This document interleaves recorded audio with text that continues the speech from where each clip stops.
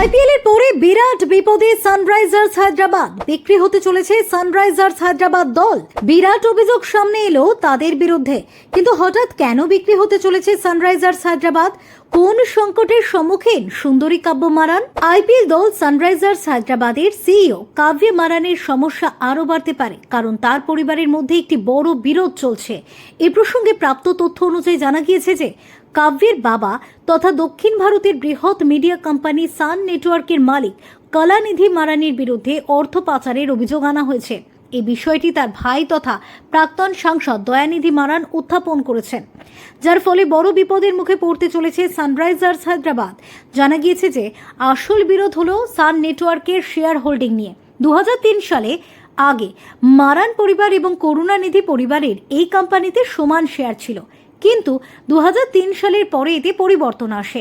অভিযোগ রয়েছে যে কোম্পানির ফান্ডের অপব্যবহারের মাধ্যমে সান ডাইরেক্ট টিভি, সান পিকচার্স, এফএম চ্যানেল, এমনকি আইপিএল দল সানরাইজার্স হায়দ্রাবাদের মতো কোম্পানিগুলি প্রতিষ্ঠিত হয়েছে।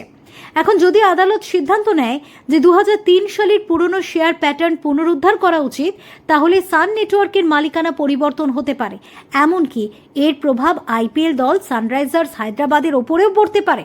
এমন পরিস্থিতিতে বিসিসিআইকে হস্তক্ষেপ করে সিদ্ধান্ত নিতে হতে পারে এবং সান টিভিকে দলটি বিক্রি করতে হতে পারে। যদি এমনটা হয়, তাহলে আইপিএলে হায়দ্রাবাদের প্রতিটি ম্যাচে দেখতে পাওয়া কাব্য মারান হয়তো পরের বার দলের মালিক নাও হতে পারেন। অর্থাৎ সামগ্রিকভাবে এই বিরোধের দ্রুত সমাধান না হলে সানরাইজার্স হায়দ্রাবাদ দল এবং তার অনুরাগীদের জন্য দুঃসংবাদ আসতে পারে। এ প্রসঙ্গে জানিয়ে রাখি, আইপিএল 2025-এ সানরাইজার্স হায়দ্রাবাদের পারফরমেন্স খুব একটা ভালো ছিল না। মোট 14টি ম্যাচে সানরাইজার্স হায়দ্রাবাদ 6টি জয়, 7টি পরাজয় এবং একটি অমীমাংসিত ম্যাচ নিয়ে পয়েন্ট তালিকায় ষষ্ঠ স্থানে ছিল।